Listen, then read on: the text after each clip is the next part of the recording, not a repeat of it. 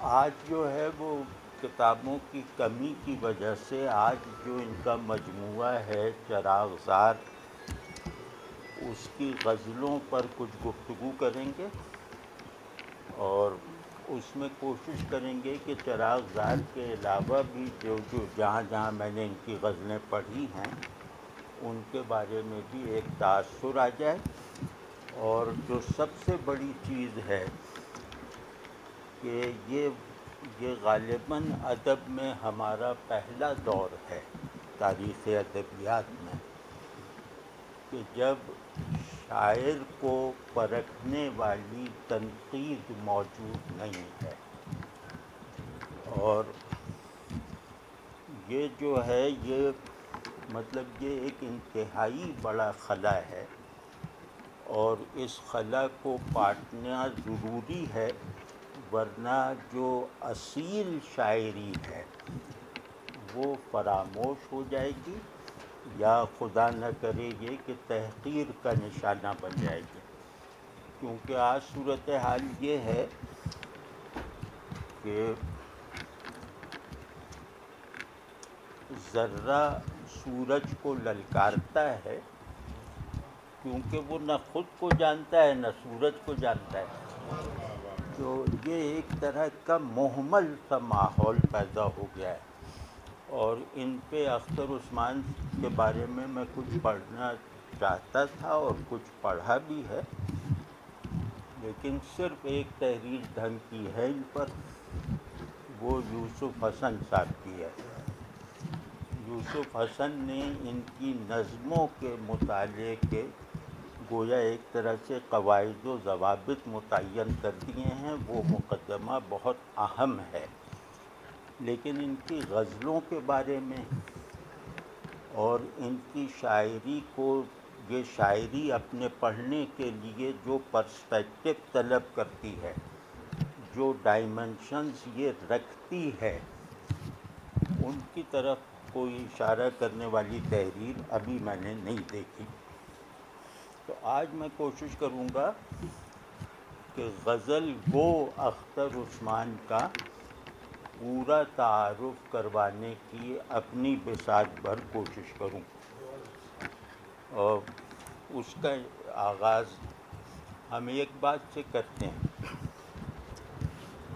کہ یہ اس وقت میرے مطالعے کی حد تک، بلکہ عزیز حامد مدنی جب سے گئے ہیں اس کے بعد سے یہ اردو کے واحد شاعر ہیں جو کثیر الجہاتی کا نہ صرف یہ کہ پوٹینشیل رکھتے ہیں، بلکہ ایک کثیر الجہات پرسپیکٹو قاری کے اندر موجود نہ ہو تو وہ انہیں پہچان نہیں سکتا۔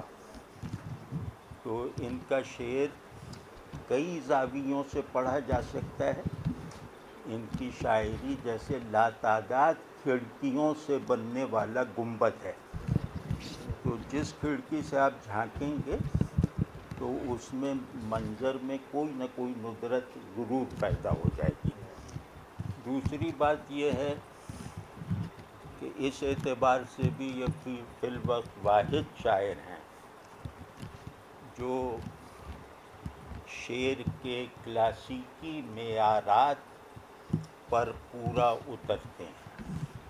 اس وقت کوئی ایسا شاعر نہیں ہے ان کے سوا، یا وہ سلیم الرحمن صاحب ہیں لیکن ان کا معاملہ دوسرا ہے، جو کلاسیکی شعریات کے جو محاسن کی فہرست ہے اس فہرست کا اکثر حصہ اپنے اندر سمیٹ چکا ہو۔ تو مطلب ان کو میں چاہوں تو ان کو وہ جو قواعد و ضوابط ہیں، رعایات لفظی ہیں، تکنیکی محاسن جو ہیں، وہ ان کے یہاں تقریباً ہر شعر میں ہیں، چاہے وہ شعر قابل انتخاب نہ ہو لیکن فنی پختگی اس میں ضرور ہوتی ہے۔ اور دوسرا یہ کہ یہ مجھے یہ لگتا ہے کہ بعض لوگ جو ہیں وہ معنی کو یہ ذرا سی مشکل بات ہے کیونکہ لوگ مشکل بات کا مذاق اڑاتے ہیں، تو تھوڑا آسان بنا کے کہنے کی کوشش کرتا ہوں کہ بعض لوگ جو ہوتے ہیں وہ معنی کو معنی کہتے ہیں لفظ اور ذہن کے انٹریکشن سے پیدا ہونے والا نتیجہ، اس کو معنی کہتے ہیں، یا معنی، اس کا صحیح تلفظ معنی ہے۔ تو بعض شعراء ہوتے ہیں بڑے شاعر کہ جو معنی کو فارملائز کرتے ہیں، ایکسٹرنلائز کرتے ہیں۔ اس کی ہمارے یہاں بڑی مثال ہیں غالب کہ نہ ہوگا یک بیاباں ماندگی سے ذوق کم میرا، حباب موجۂ رفتار ہے نقش قدم میرا۔ اب یہ انتہائی اوریجنل معنی، اور یہ معنی جو ہیں وہ شعر کے فرہنگ میں اضافہ کرنے والے معنی، لیکن یہ سب کچھ باہر ہو رہا ہے۔ تو اس کو میں کہہ رہا ہوں کہ وہ جو ہے وہ معنی کو آبجیکٹیفائی کرتے ہیں، ایکسٹرنلائز کرتے ہیں، یعنی معنی کو اپنے سے الگ کر کے اس کے مصداقات اپنے باہر دکھاتے ہیں۔ کچھ لوگ ایسے ہوتے ہیں، اور یہ چند لوگ ہوتے ہیں جو معنی کو انٹرنلائز کرتے ہیں۔ اختر عثمان کا تعلق ان لوگوں میں سے ہے۔ اسی وجہ سے ان کے یہاں جو آبجیکٹس سے بنی ہوئی امیجری ہے وہ کم نظر آتی ہے، اور ان کے یہاں جیسے احساسات ایک پیچیدگی سی پیدا کر کے دکھائی دینے لگتے ہیں۔ یہ وہ جملہ ہے جو آج ان کے سوا کسی اور کے لیے نہیں کہا جا سکتا، اور یہ وہ جملہ ہے کہ آج کسی نقاد سے یہ توقع نہیں کی جا سکتی کہ وہ اسے سمجھ سکتا ہے۔ تو اب جو میں عرض کر رہا تھا کہ یہ ان کو ایک پیشگی پرسپیکٹو کے بغیر پڑھنے والا ان کا کوالیفائڈ ریڈر نہیں ہے۔ پہلی بات یہ بڑی شاعری کا پہلا خاصہ ہوتا ہے کہ قاری یا تو اپنا کوئی ورلڈ ویو لے کر، اپنا کوئی پرسپیکٹو لے کر اس کا مطالعہ کرے، اور پھر اپنے پرسپیکٹو کو اس ورلڈ ویو کی روشنی سے روشن کر کے دکھائے۔ یہ ہے بڑی شاعری پڑھنے کا پہلا ادب۔ مطلب میں گوئٹے کو، فردوسی کو عیب جوئی کی نظر سے پڑھنے کا متحمل نہیں ہو سکتا۔ مطلب یہ وہ لوگ ہیں جن کی غلطی صحیح کو مکروہ بنا دیتی ہے۔ تو کچھ لوگ ایسے ہیں نا جن کی عظمت طے شدہ ہوتی ہے، تو ان کو آدمی تنقید کی نظر سے، یعنی کہ عیب جوئی سے نہیں پڑھ سکتا۔ تو ان کے شعر کو دیکھنے کا، چاہے وہ غزل ہو یا نظم ہو یا ان کے مراثی ہوں، یعنی ان کی رسائی شاعری، ان سب کو دیکھنے کی کنجی یہ ہے کہ آپ اینٹیفائڈ ایگو کے پرسپیکٹو کو اختیار کر کے انہیں سمجھنے اور محسوس کرنے کی کوشش کریں۔ اینٹیفائڈ ایگو کا مطلب یہ ہے کہ وجود کو دیکھنے کے دو زاویے ہیں، اور ان میں سے ہر ایک زاویہ وجود کی ایک ماہیت متعین کر دیتا ہے۔ بھائی بہت مشکل تو نہیں ہوگا انشاءاللہ، تو آسان ہے۔ تو جیسے ملا صدرہ اور شہاب الدین سہروردی میں تھا نا کہ وہ اصالت ماہیت یعنی پرنسپیلٹی آف کوئیڈیٹی، اور صدرہ جو ہے وہ اصالت وجود یعنی پرنسپیلٹی آف بینگ، اس کے قائل تھے، اور یہ دونوں مختلف ہیں۔ یعنی وجود کیا ہے کہ دو ہی جواب ہو سکتے ہیں، یا تو وہ ماہیت ہے، ذات ہے، یا وہ خود وجود ہے۔ تو خیر ان کو اختر عثمان، میں مطلب کیونکہ تھوڑا بہت ذرا سا جیسے بڑوں میں بیٹھا ان سے کچھ سیکھا پڑھا، تو مجھے ایک چیز جیسے اپنے بڑوں کی صحبت اٹھانے کے فیض سے محسوس ہو جاتی ہے، وہ یہ ہے کہ اس شاعری میں کوئی ہولسٹک فکری تناظر ہے یا نہیں، پہلے احساس ہو جاتا ہے، اس کے بعد اس کی تفصیل کرتے ہیں۔ تو اختر عثمان اس اعتبار سے بالکل ممتاز بلکہ اکیلے شاعر ہیں، یعنی ٹریجک معنوں میں اکیلے شاعر ہیں کہ ان کی شاعری ایک ایسا فکری ایک ایسی فکری کلیت رکھتی ہے کہ جس کلیت کا اظہار اسے خوبصورت بنا دیتا ہے۔ تو یہ ان کی شاعری کا وہ ہے۔ تو وہ میں یہ کہہ رہا تھا کہ انہیں اگر دیکھنا ہو، ان کے اشعار میں معنویت کا جو ماخذ ہے اسے پہچاننا ہو تو ایک کام کر کے دیکھیں۔ وہ کام یہ ہے کہ وجود با اعتبار خودی، وجود با لحاظ ذات، با اعتبار شخصیت، اس کو میں کہہ رہا تھا کہ اینٹیفائڈ ایگو۔ تو آپ ذرا سا اس کے بارے میں تھوڑی فکری ثروت مندی حاصل کر لیں، اور تھوڑا سا، کیونکہ بڑے سوالات جو ہیں وہ صرف فلسفہ ان کو دیکھنے کی ایک کھڑکی ہے، ان مسائل کو ایڈریس کرنے والی جمالیاتی روایتیں بھی ہو سکتی ہیں، اخلاقی روایتیں بھی ہو سکتی ہیں۔ تو آپ بس اس فکر کو، اس کے جمالیاتی ورژن کا تصور لا کر ان کی شاعری دیکھیے، تو آپ کو خود محسوس ہوگا کہ ہونے کا دعویٰ تو تھا ہمارا، ہونے کے احوال اب نصیب ہو رہے ہیں۔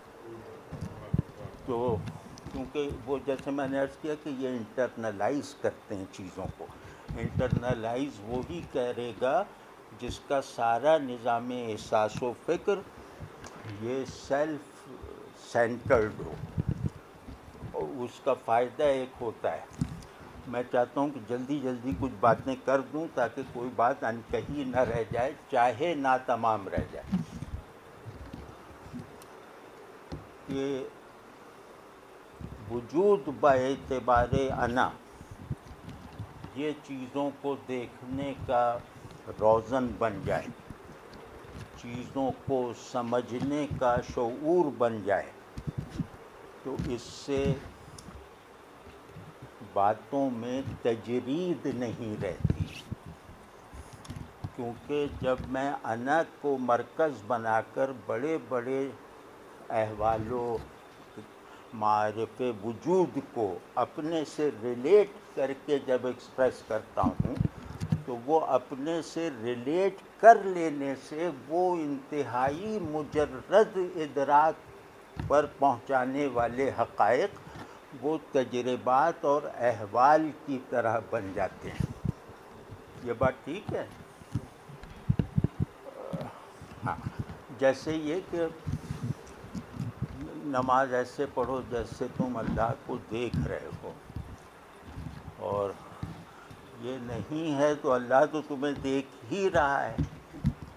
تو اس میں پوشیدہ پیغام یہ ہے کہ اللہ کے ساتھ اپنے تعلق کو انٹرنلائز کرو، جیسے تم اسے دیکھ رہے ہو۔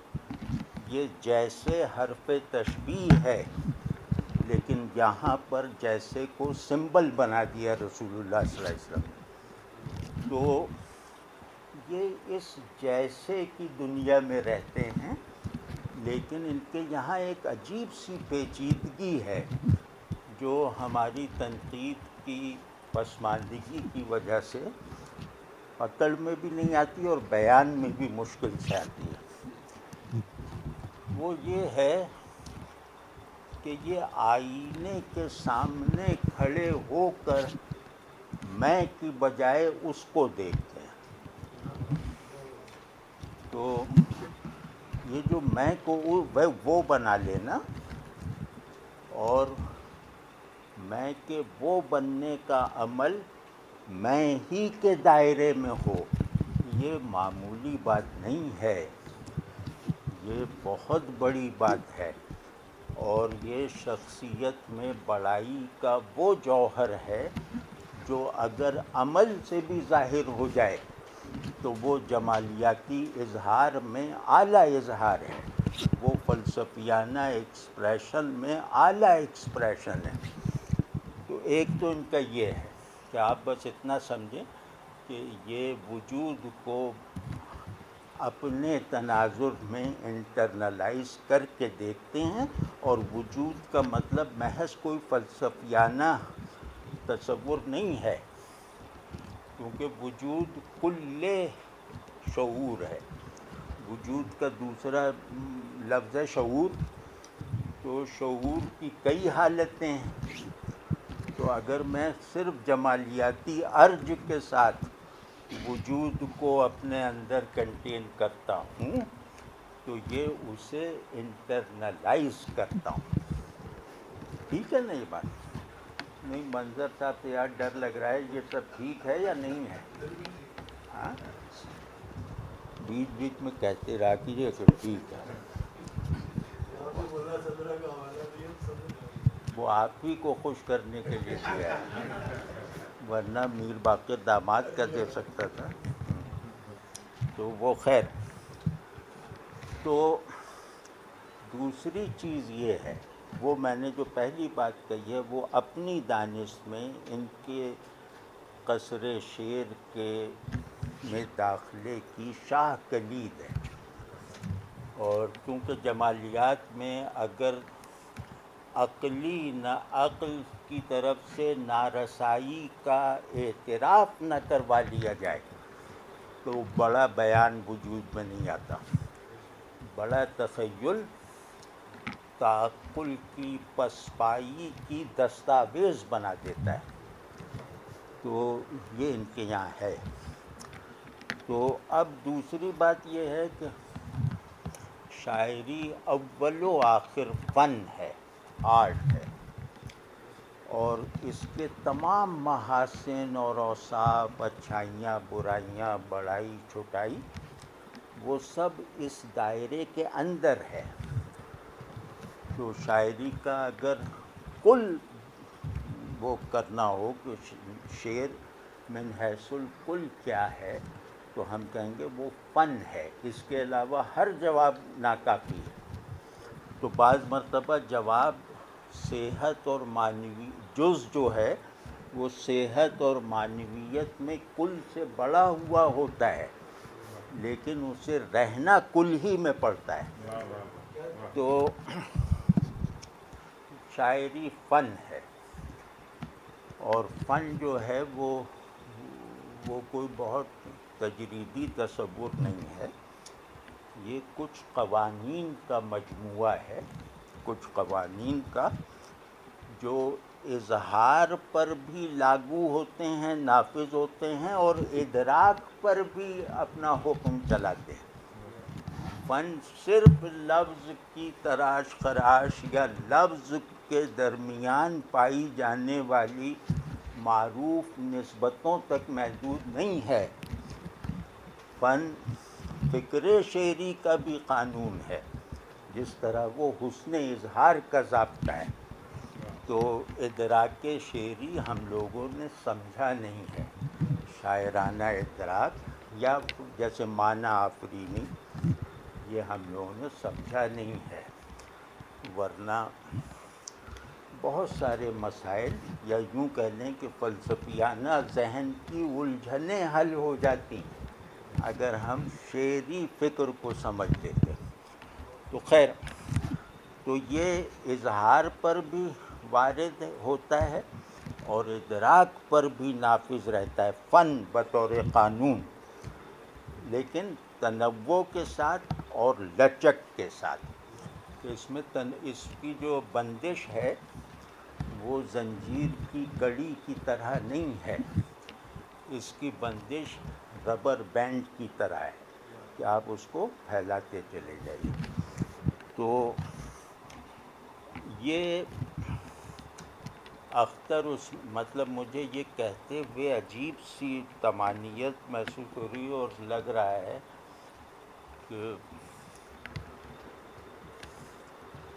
مطلب یہ کہ مایوسی کفر ہے، اس کا مطلب ان کی شاعری پڑھ کے سمجھ میں آیا کہ چلو ایک شاعر تو ہے نا،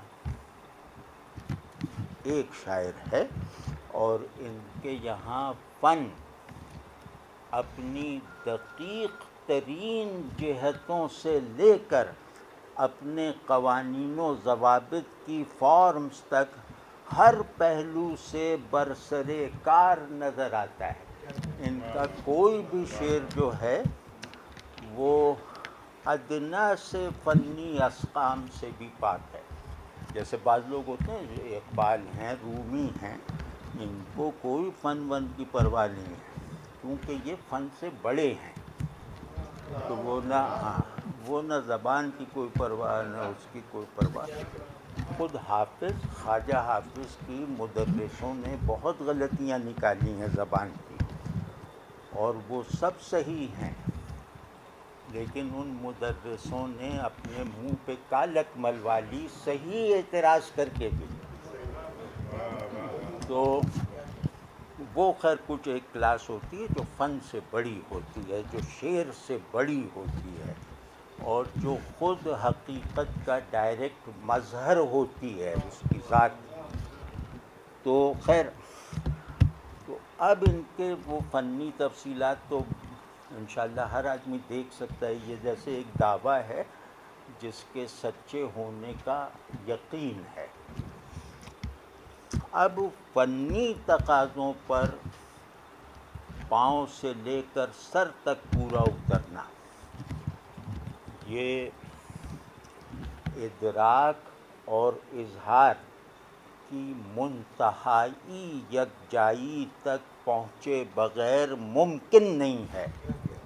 منتہائی یکجائی اب انشاءاللہ سبھی جانتے ہوں گے کہ منتہائی یکجائی کا مطلب ہے کہ اظہار اپنے نقطۂ تکمیل تک پہنچا اور اس کو وجود میں لانے والا ادراک وہ بھی اپنے نقطۂ تکمیل تک پہنچ کر ایک ٹرانسینڈنٹ یونٹی میں بدل جاتے ہیں. نہیں انشاءاللہ سب جانتے ہیں سب.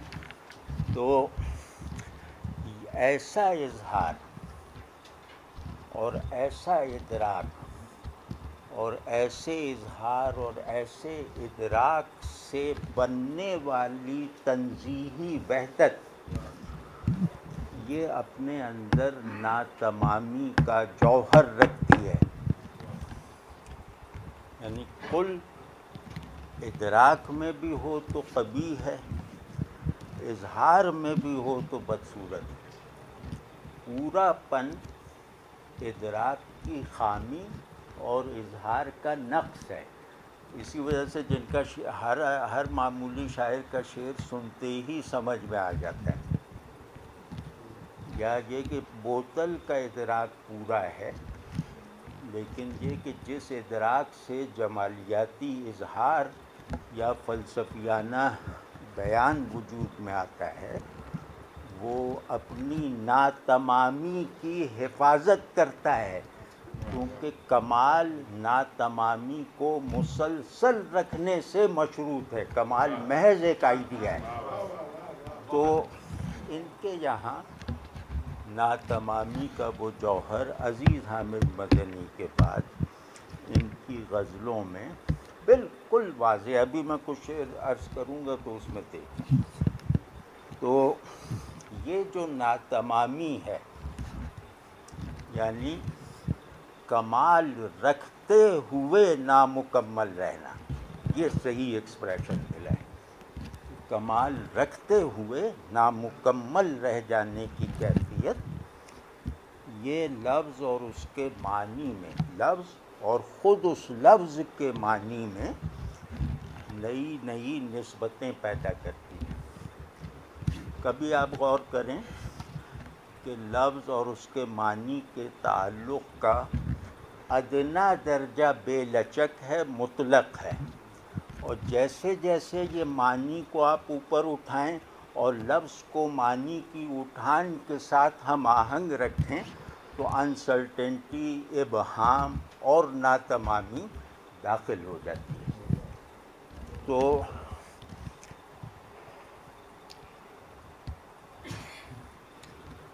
پورا منظر، پوری بات، جیسے عرض کیا، پورا خیال خوبصورت نہیں ہوتا، کیونکہ پورا خیال، پوری دید، پورا منظر، یہ سب تو جیسے اگلے لمحے کو ناقابل التفات بنا دیں گے، یہ میرے اگلے سانس کو مکروہ بنا دیں گے۔ بس سب کچھ دیکھ لیا، سب کچھ پا لیا، بس چلو۔ تو اور پھر میں اپنے احساس سے محروم رہ جاؤں گا، وہ آنکھ اپنی معرفت سے محروم ہے جو پورے منظر کو دیکھتی ہے۔ تو پورا پن، یعنی بس اب بات پوری ہو گئی، یہ ڈٹیچمنٹ پر ختم ہوتا ہے، یعنی پوری بات کہہ کر آدمی اس سے فارغ ہو جاتا ہے، بلکہ شاید وہ اس کے حافظے میں بھی نہیں رہتی، اور سننے والا بھی سن کر آگے بڑھ جاتا ہے کہ بھائی سنڈے کو آنا، منڈے کو چلے جانا، فارغ ہو گیا، آگے چلا گیا۔ تو ان کے یہاں یہ جو ناتمامی کا عنصر ہے، اور اس عنصر، یہ جیسے یہ عنصر ایک جیسے جمالیاتی سپر ڈاٹ ہے جو ہر وقت حالت انفجار میں رہتا ہے۔ انفجار مشکل لفظ ہے، یہ میرے لیے مشکل ہے، تو ایسے ہی حافظے میں تھا جو آ گیا انفجار، مطلب بلاسٹ کرتا ہے اندر سے۔ تو جیسے کچھ شعر میں عرض کرتا ہوں، دھیان آئے تو پڑھتے ہیں کہیں خوں میں بھنور سے، دھیان آئے تو پڑھتے ہیں کہیں خوں میں بھنور سے، وہ ابر نگہ ایک پلک ہم پہ جو برسے۔ اب آپ اس میں دیکھیے کہ اس میں آپ کو ایسا لگے گا کہ ایک بہت بڑی تصویر ہے جس پر میں بھی اپنا کوئی ایک آدھ رنگ کی لکیر کھینچ سکتا ہوں، یا یہ ایک بہت ہی بڑا کینوس مجھے دے دیا گیا ہے جس میں طلسماتی تصویریں مخفی انداز میں موجود ہیں، اور میں اس پہ اپنا قلم پھیروں تو اپنے حصے کی تصویریں اس میں سے نکل آئیں گے۔ یہ اس طرح کی ایک طلسمی لو ہے، کوئی مطلب نہیں، مطلب جیسے بیدل نے تنگ آ کے کہا تھا نا، شعر خوب معنی ندارد، یعنی معنی ندارد کا مطلب یہ ہے کہ بیان خوب تمامیت ندارد، بیان خوب بین شاعر و قاری یکی ندارد، یکسانی ندارد، ورنہ تو جمالیات کا نام ہی تنوع ہے، میں جو کہہ رہا ہوں وہی آپ نے سمجھ لیا، تو یہ سب کچھ جو ہے یہ تو خاک بازی ہے۔ تو اب آپ یہ دیکھیں، اس شعر کا ذرا سا کھولنے کی کوشش کرتے ہیں کہ دھیان آئے تو پڑھتے ہیں کہیں خوں میں بھنور سے، یہ جو ہے یہ یوں کہہ لیں کہ تلازمے کو بریک کر کے، مطلب اس کو توڑ کر اس کے ملبے سے نیا تلازمہ بنانا، مطلب دھیان اور خوں میں بھنور ان کا کوئی تعلق ہی نہیں ہے، آپ سمجھ رہے ہیں؟ لیکن جیسے ہی آپ خوں میں بھنور اور دھیان کو پہلے الگ الگ رکھ کر ایسے دور رکھ لیں اور آہستہ آہستہ نزدیک لائیں، دھیان اور خوں میں بھنور، دھیان اور خوں میں بھنور، تو ایک دم یہاں پہنچ کے جیسے ایک برزخ سا بن جائے گا، اس پہ آپ کو کھڑے ہونے کا موقع مل جائے گا، اور اس پہ کھڑے ہونے کے نتیجے میں ان دونوں لفظوں کے معانی کی پوری کہکشاں ایک نئے ملکی وے میں بدل جائے گی۔ تو اب وہ ابر نگہ، اب یہ دیکھیں نا، اب یہ مصرع کی روانی یہ مقبول یقیناً ہے، معروف نہیں ہے، معروف لغت کے معنی میں، تو کیونکہ ان کے یہاں صفائی بہت ہے اور روانی بہت ہے، تو اس وجہ سے لوگ مزے میں پڑھ لیتے ہیں، لیکن یہ کہ یہ سارا مزہ، یہ ساری مقبولیت تحسین ناشناس کے مظاہر کا مجموعہ ہے۔ مجھے یہ سوچ کے مطلب بہت تکلیف ہوتی ہے کہ اگر کسی کو کہہ سکتے ہیں کہ کوئی آدمی آج کی شعری دنیا میں مقبول ہے، لیکن اس کی مقبولیت تحسین ناشناس کے شور شرابے سے زیادہ نہیں ہے، تو وہ صرف یہ ہے۔ تو اب جیسے یہ ہے، اس میں بندش کی صلابت، مصرع کا فلو، اور بات میں ابہامی قطعیت، یعنی ایسی قطعیت جس کو آپ دکھا نہ سکیں لیکن اس کے آہنگ میں قطعیت ہے، اس کے کانٹینٹ میں ایک دل اور دماغ دونوں کو ایک ساتھ کھینچنے والا ابہام ہے، ایک تجسس بیدار کرنے والا ابہام ہے، اور اس تجسس کو بیدار رکھنے والا ابہام ہے۔ تو اب یہ تو ہو گیا، جیسا میرے خیال میں ان کے یہ اسلوب کے اعتبار سے ایک نو کلاسیکی شاعر ہیں، اور کانٹینٹ کے اعتبار سے یہ قدیم و جدید کے تنازع سے اوپر ہیں۔ تو مطلب ان کے معنی کی بناوٹ وہ قدیم و جدید میں کیٹیگرائز نہیں ہو سکتی، لیکن ان کا اسلوب جو ہے وہ نو کلاسیکی ہے۔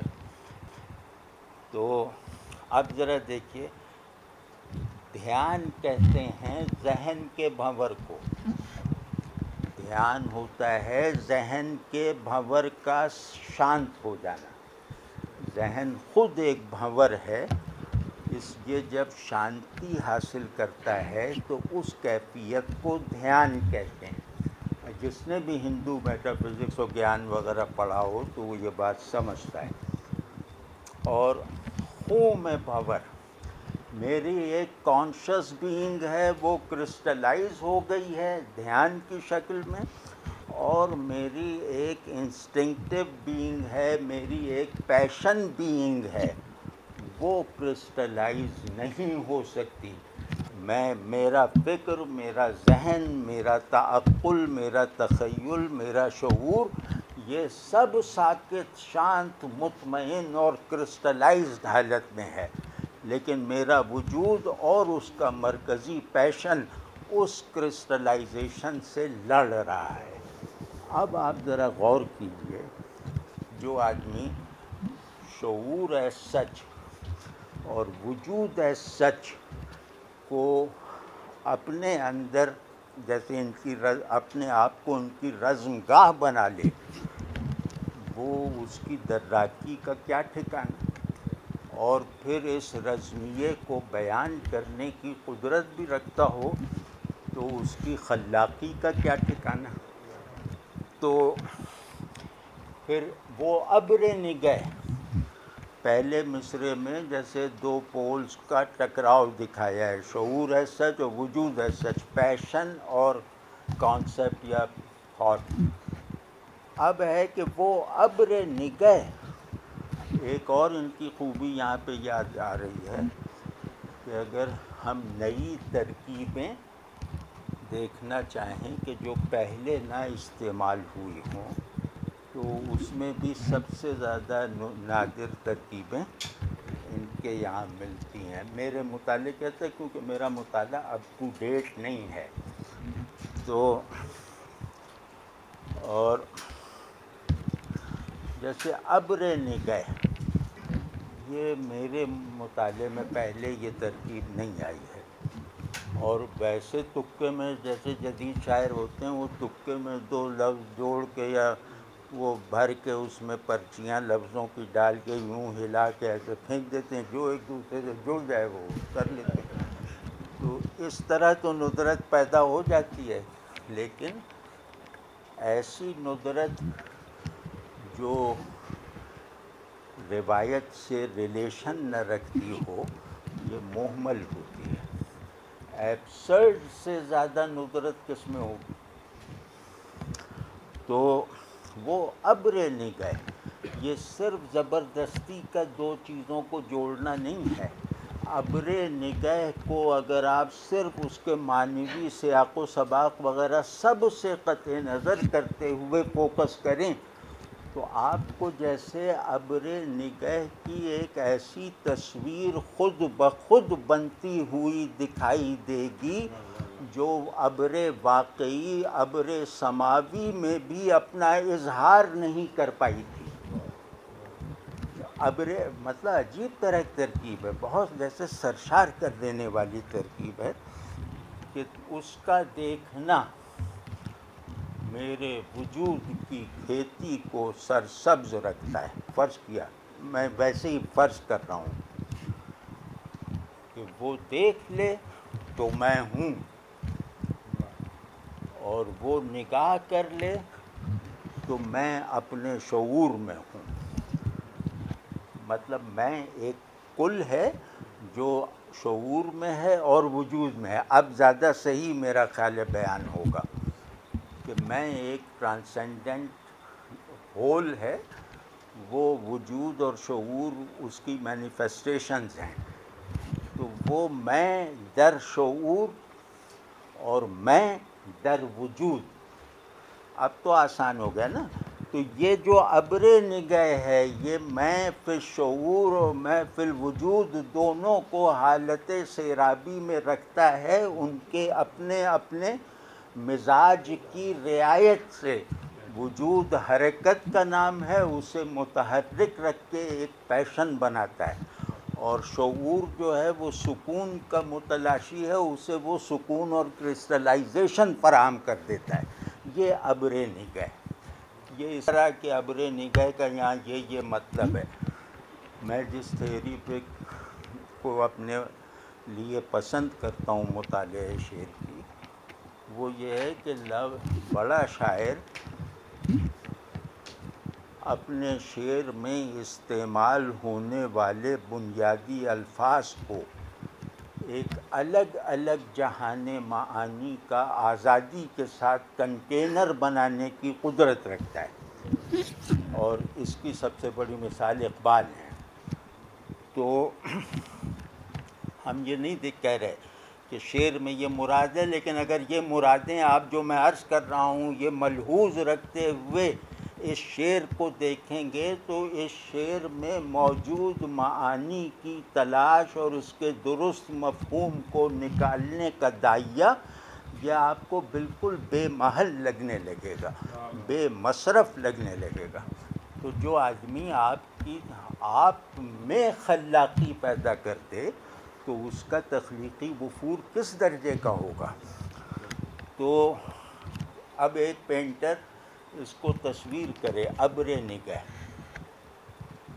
پلکیں ہیں، پہلے آنکھ ہے، پتلی ہے، اس میں سفیدی اور سیاہی جو بادل کو بارش برسانے کے قابل بناتی ہے، سفیدی اور سیاہی کا اجتماع ہے، پھر وہ اس میں سے نکلتی ہے ایک چیز، پھر آگے پلکیں ہیں، وہ پلکیں جو ہیں وہ اس کی صورت کو مکمل کر دیتی ہیں، بادل بننے کے لائق بنا دیتی ہیں۔ پھر وہ ان پلکوں سے چھن کر وہ نگاہ ہم تک پہنچتی ہے.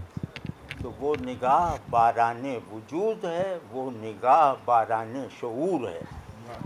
تو ابر نگاہ مجھے نظر آ رہا ہے کہ اب نگاہ کا ابر، تو ایک پلک آپ دیکھیے کہ ایک نادر ترکیب بعض مرتبہ سوجھ جاتی ہے آدمی کو، لیکن اس میں قدرت اظہار کی کمی ہو تو وہ اس نادر ترکیب کو کسی بیانیہ کل کا حصہ نہیں بنا پاتا. تو اس کی مثالیں جدید شاعری وغیرہ میں عام ہیں، حتیٰ کہ راشد کے یہاں عام ہے. تو وہ ایک لفظ انہیں سوجھ گیا بڑا سا، لیکن اس لفظ کو جس کانٹیکسٹ میں رکھنا چاہیے وہ کانٹیکسٹ وہ پیدا نہیں کر پاتے. تو یہ دیکھیے کہ ایک ابر نگاہ جو یقین سے کہا جا سکتا ہے پہلی مرتبہ قائم کی گئی. اب ایک پلک، یہ جو پلک ہے ایک پلک، یعنی یہ ابر نگاہ جو ہے وہ 1000 پلکیں رکھتا ہے، اپنے آپ کو برسانے کے 1000 زاویے 1000 چینلز رکھتا ہے. یہ اپنے باران کا ایک وسیلہ، ایک ذریعہ، ایک چینل ہی ہم پر کھول دے تو ہمارے شعور کو حقیقی ہونا، ہمارے وجود کو حقیقی ہونا میسر آ جائے گا.